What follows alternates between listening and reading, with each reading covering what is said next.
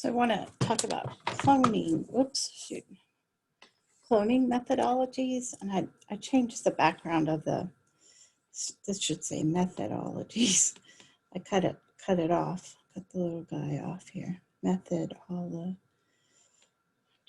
Okay, so first thing is why do we want to do it? So we're going back to this idea of recombinant DNA, which we've talked about. You talked about in BTC 101, right? And we talk about it in microbiology, and you probably talk about it in regular biology. So the idea is that recombinant DNA is when we take pieces of DNA from 2 different sources, or it could be 3 or 4 sources, and we put it together. So here's basically your plasmid. We can cut the plasmid open, okay, and then we can cut the piece of DNA that we want to put into there with the same restriction enzymes, and then we can paste it in. Okay, and this gives us this new piece of DNA. Okay, so cloning is kind of used in a different term. It's not used exactly like Dolly the cow in cloning or copying an organism. But the idea with cloning here is that we're making recombinant DNA. We're moving pieces of DNA around. So here's just 4 reasons. So one is it used to be used all the time for sequencing. That technology is changing. Okay, it's another thing is that we can purify genes so that we can express new proteins or proteins that we're interested in. So that would be like insulin or something like that. Hold on a minute, I'm just checking, make sure it's recording. We could mutate something or change it and see how that influences the organism, or we could create new genes, or we could modify genes and improve them. Okay, now, whenever we go to clone, there's going to be two types of DNA that were 2 names for types of DNA. So the first one is called the insert. So the insert is where what we're going to put in.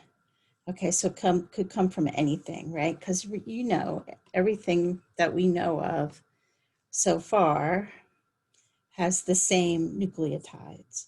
So we can take DNA from a jellyfish, or we could take DNA from a dog, and we could put it into a human. Okay, so usually the insert is a gene. Okay, so it's something that's going to code for a protein. It could be more than one gene, or it could be pieces of genes. Okay, now the vector is the backbone part. Okay, so if we go back to the picture that I had on the last page, okay, so here's the vector, right? And the part that we're going to put in, which is, this isn't a very good picture. This is the insert. Okay, so the vector has the backbone. So it has the framework for this new little piece of DNA. Okay, now, vectors, there's a bunch of different kinds of vectors depending on what size DNA or what size insert you want to use. So we could have a bacterial vector, there can be viral vectors, there are things called cosmids, and then there are also artificial chromosomes. Okay, now we have 5 basic steps when we're going to clone. And somehow my numbers got messed up. So the first thing is we want to find the sequence that we want to clone. I'm going to try to use a highlighter here. So we want to find the sequence that we want to clone, which is the insert, right? We can get that piece a bunch of different ways. So one way that we can get that is we can use restriction enzymes and we can cut it out. Another way that we could get it is we could take, if we're sequencing something, we could take a big fragment of DNA and we could just randomly cut it. Okay, and if we're trying to figure out where genes are located, this is kind of what you do. So you're going to take some genomic DNA, you're going to randomly cut it, and then you're going to randomly take these pieces out and put them into a plasmid. And then you're going to try to put the pieces back together again. You're going to try to figure out what they actually do. Okay, now, if you know what the sequence of your piece is, you can actually make it. So you could use PCR, which we have to talk about, and you could make your insert, your gene of interest. Okay, now the second thing we have to do is we have to pick a vector. So it says select a small molecule of DNA capable of self-replication, so a cloning vector. So we want some sort of plasmid. And that's going to also be referred to possibly as the backbone or the vector. Okay, so all those words kind of are used in the same way. Okay, the third thing that we're going to do is we're going to try to join the two pieces. Okay, so what we're going to use to join them is an enzyme called DNA ligase. Okay, so ligase actually pastes the two pieces together. So ligase is going to take this piece and it's going to kind of fill in the ends and kind of be the glue or the tape that hooks them together. Then what we'll get is we'll have a piece of recombinant DNA. Okay, now you have this piece of DNA, but it doesn't really do any good unless you can see what it actually does in an organism, or if you, in order to make more copies of it, what we do is we're going to put it into an organism. So we're going to move the recombinant DNA to a host organism. So if it's just a bacterial plasmid, what we're going to try to do is we're going to put it into probably E. coli. Okay, so E. coli is really easy to work with. It's the model organism. So the process of moving a plasmid into E. coli is called transformation. Oops, I ran off the page. Transformation. Okay, the final step is to select cells that have the recombinant DNA. Okay, now we'll talk about this. The cloning vector usually has these selection factors in it. Okay, so here is a picture. Okay, so here's your vector. Okay, and here's your gene of interest. Okay, now let's say that the vector, and this doesn't have it labeled on here, we're going to say that the vector has a gene for ampicillin resistance. Okay, so this is actually going to code for an enzyme called beta-lactamase. Beta-lactamase breaks down this thing called a lactam ring, which is found in penicillin.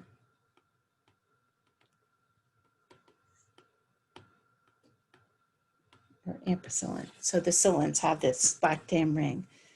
Okay, so ampicillin resistance. So let me try to explain that again. So this gene, which we call AMP-R, okay, codes for a protein called beta-lactamase. So beta-lactamase is the enzyme that breaks down ampicillin. Okay, so we're going to put this fragment into the plasmid. Okay, so here's the AMP gene again.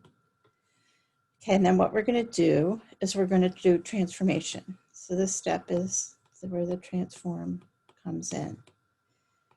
So we're going to take this piece of DNA, okay, and we're going to put it into some E. coli, and the E. coli is what we call competent. So we call them competent cells. So competent cells are cells that are harvested or collected when they're in log phase. Okay, so we're in this phase going up. They're collected, and what we actually do is we're going to wash them with calcium chloride and glycerol, and we freeze them at -80. Okay, so they're kind of held at this really young stage with this salt. Okay, now we go through a transformation, which we're going to do in lab. And if things go right, what will happen is this plasmid will end up in the cell. Okay, cells that have the plasmid, we're going to try to grow all the transformed cells on media that has ampicillin in it. So if you have the plasmid and you have this ampicillin resistance gene, you'll be able to survive on media that has ampicillin. If you don't have the ampicillin resistance gene, you're going to die.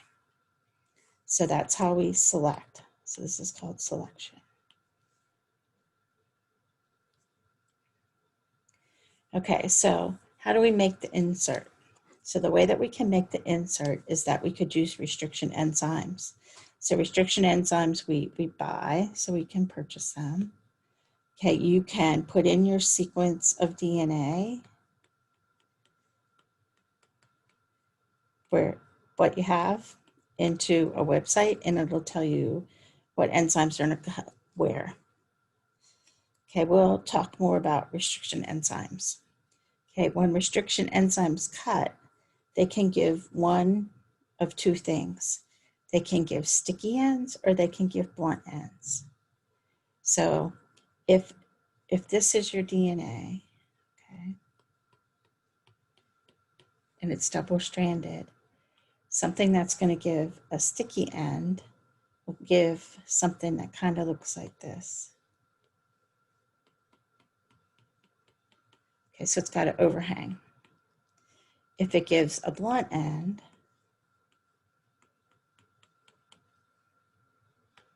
what'll happen is it'll cut right down the middle. So you end up with two pieces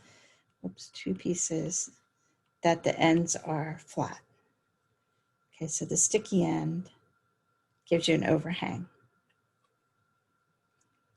Another way that you can create an insert is that you could just shear the DNA. So if you're doing genomic DNA, you might just cut it with sonication, or you can take a fine gauge needle and you just force it through this little tiny needle. Another way to do it is to use PCR, and that's pretty common too. Okay, now cloning with restriction enzymes. So here's a picture. Okay, so here's the foreign DNA or DNA of interest, right? And here's our vector. Okay, and then we're going to cut it with restriction enzymes. We're going to pretend, right, that we're getting these sticky ends. Okay, so there's some sticky ends. They overhang. They have overhangs. So I can cut this and my vector with the same enzyme.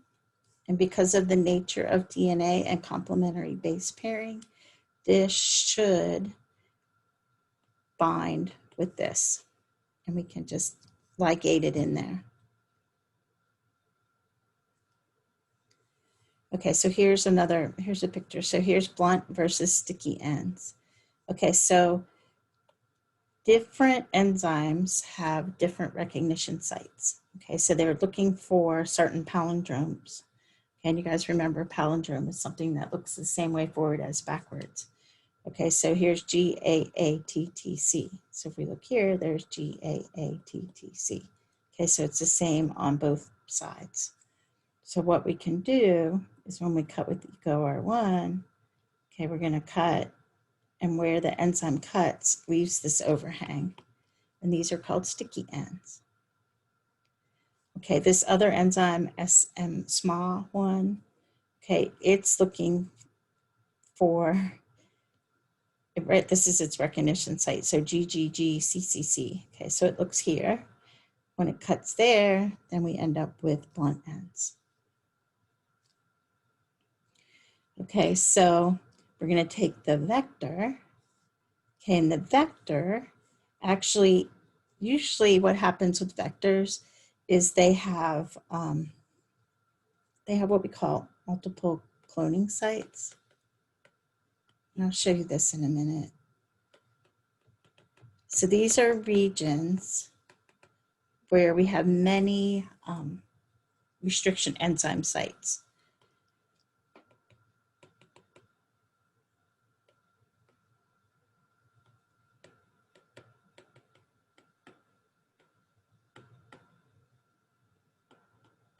And I'll show you in a second.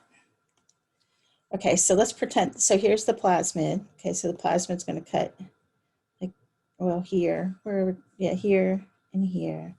And KPN cuts here and here.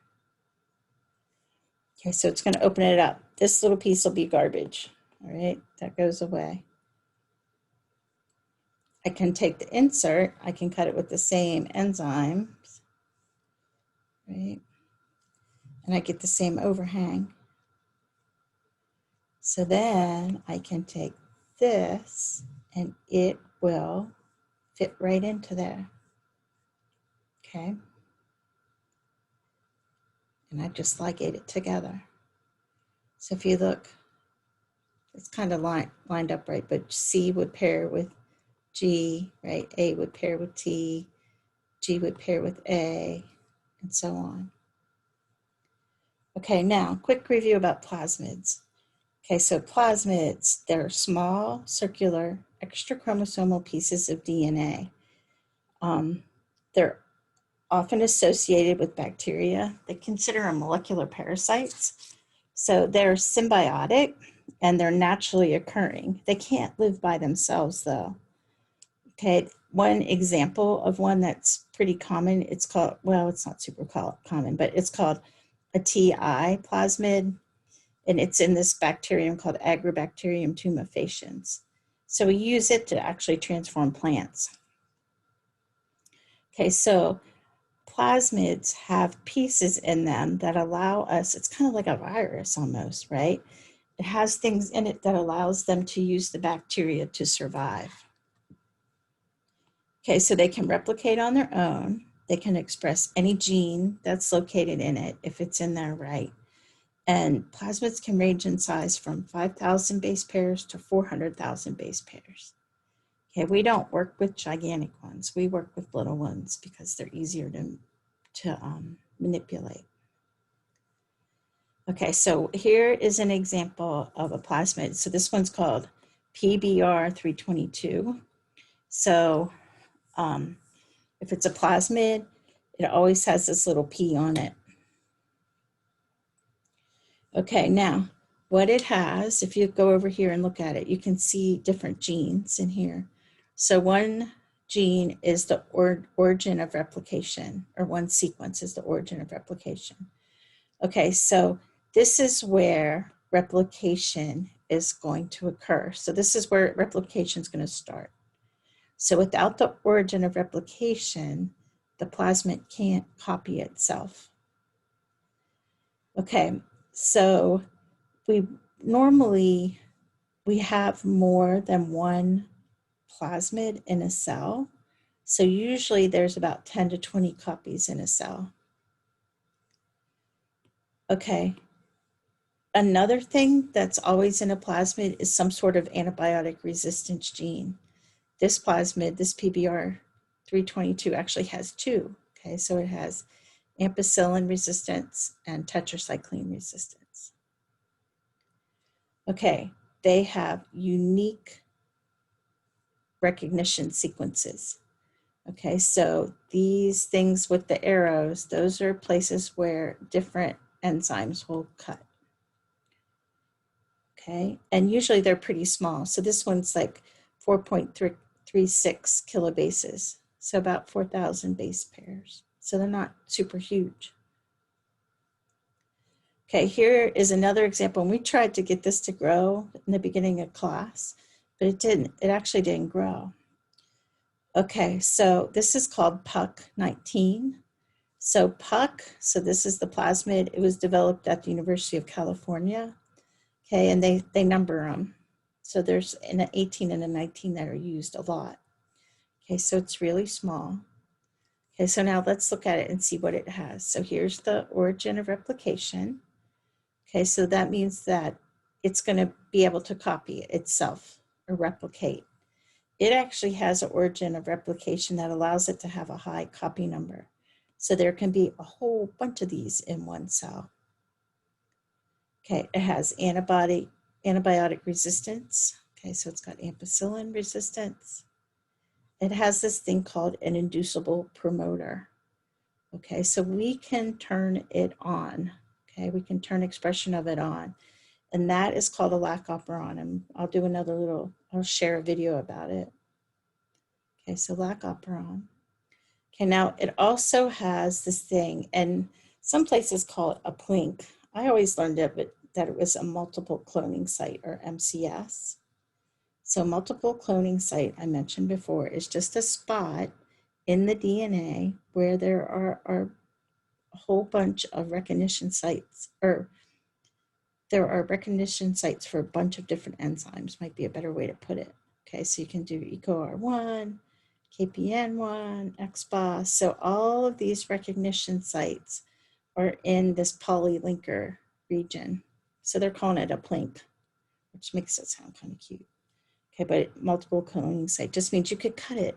So if your insert is specific and you can only cut your insert with this and this, okay, you want the opportunity, you want a whole bunch of different sites here. So it makes this more valuable. Okay, now some promoters are used to make proteins. And we call those expression promoters.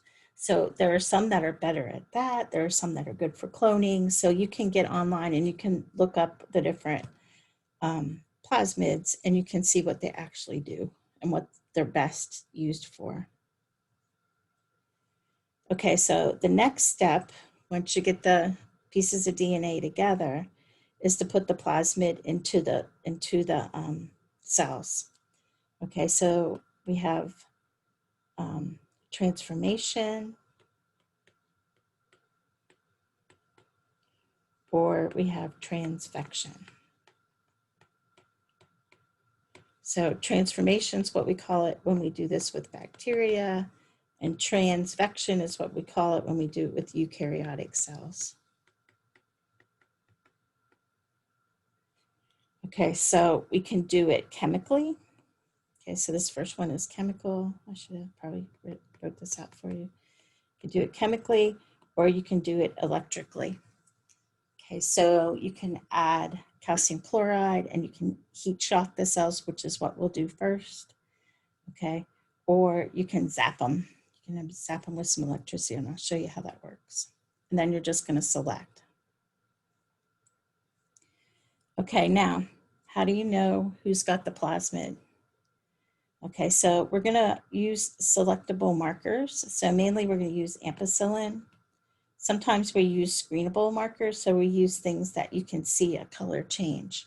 So you might see blue-white screening or something that's going to like look a color so that you can see it. Okay, there's positive selection. So positive selection allows the cells that have the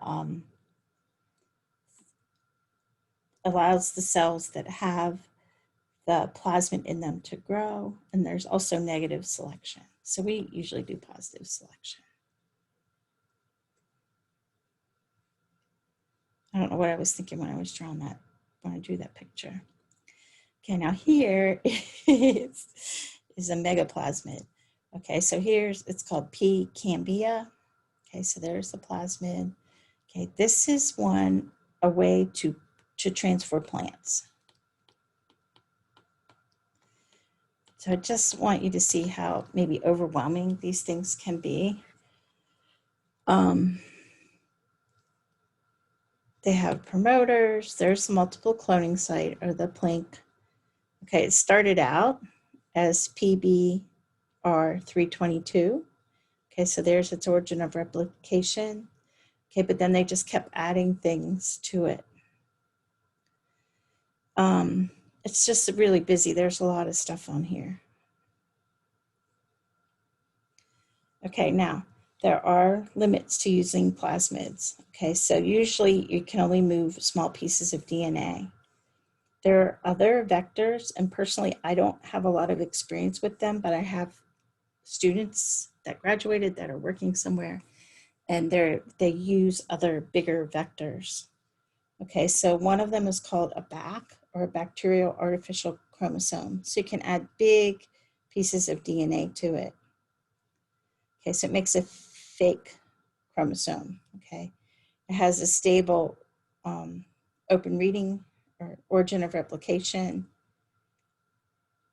Okay, it makes sure it has this thing called a PAR gene. So that means that the BAC is going to keep going. It'll be in the cells after they divide.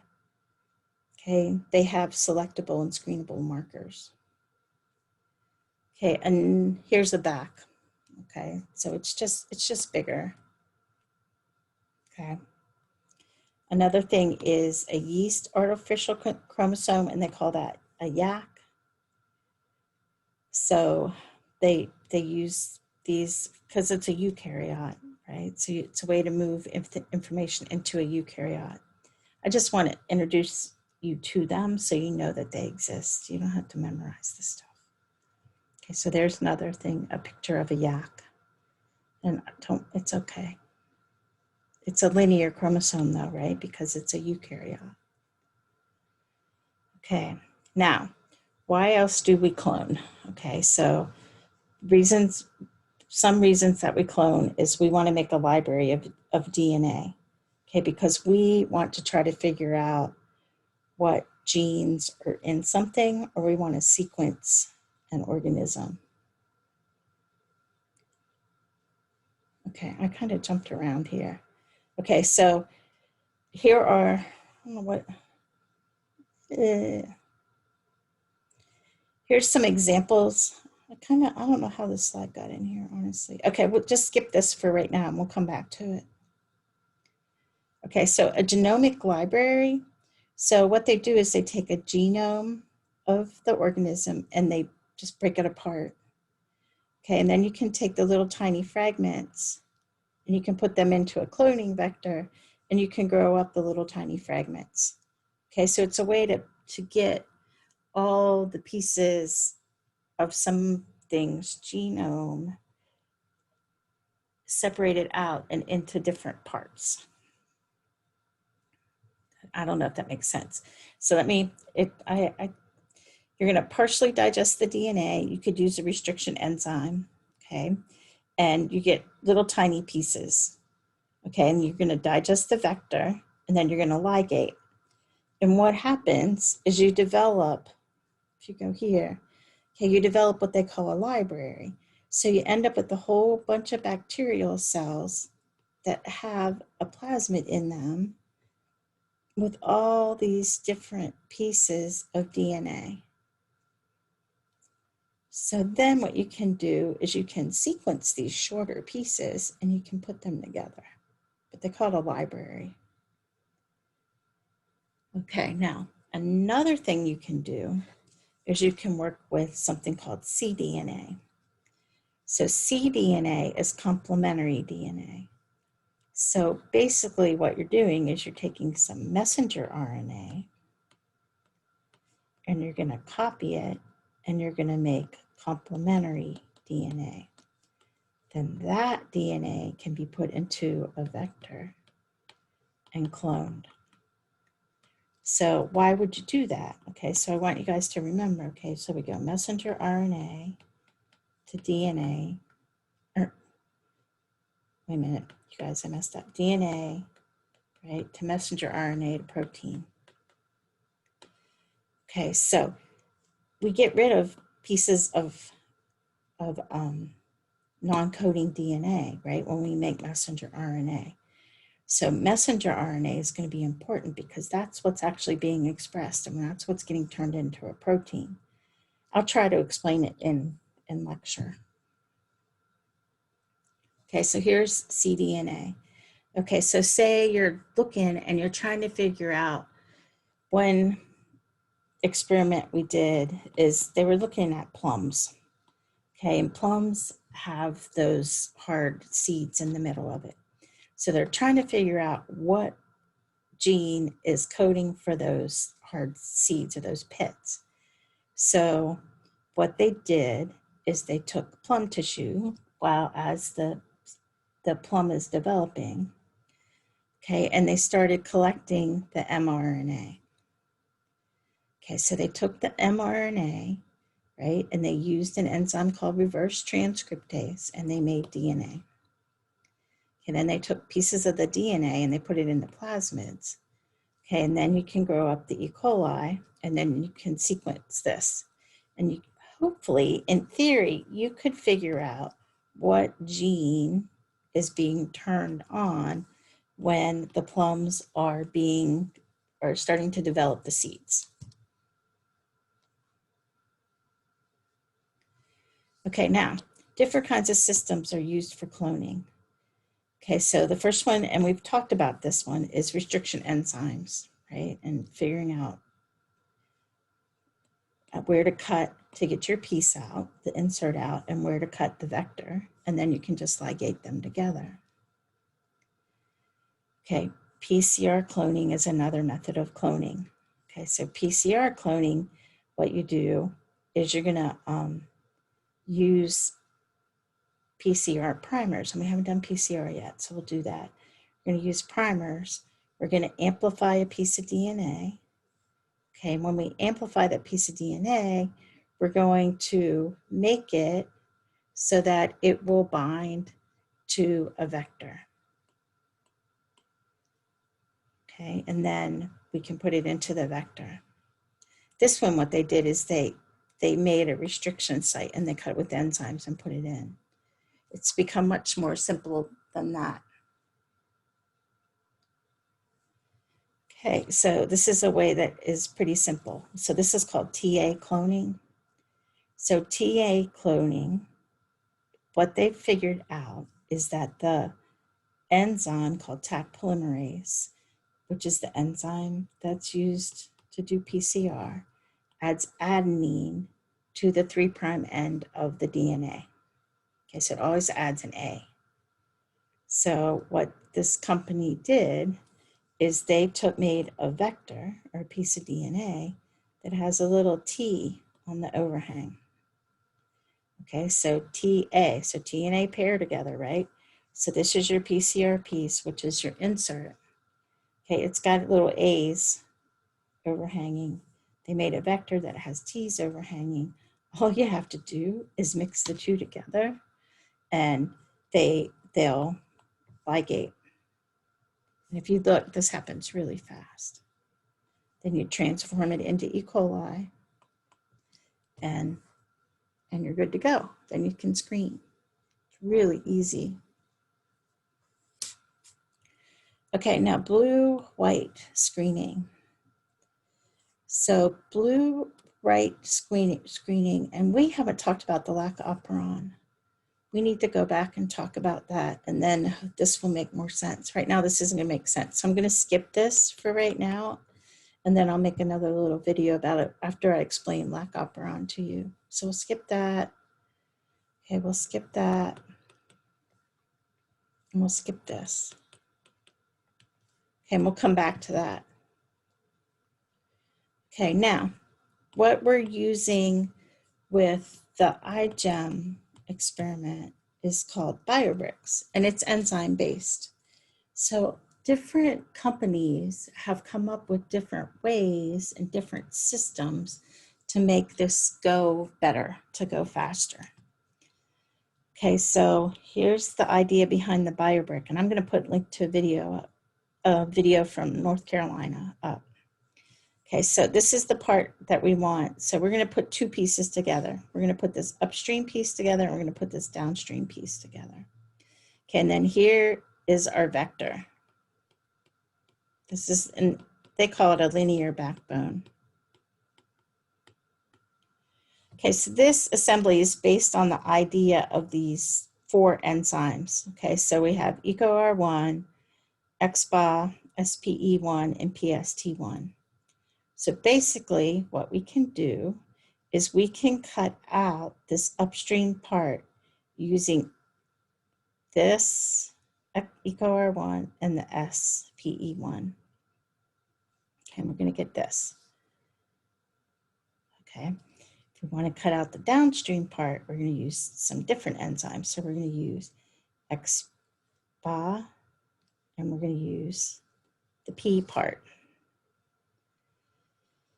Okay, now, in order to put these together, okay, what we're going to do is X bar, I'm going to mess this up, X bar and SPE1 look the same. Okay, they have the same sticky ends. So these two will go together. Okay, and then we can put this here, right? And we can put this here. So essentially we're putting these two together, and at the same time, we're putting them into this plasmid. Does that kind of make sense? So it's putting more than one part together and in there. So it's a little bit more tricky. Okay, so then that is that.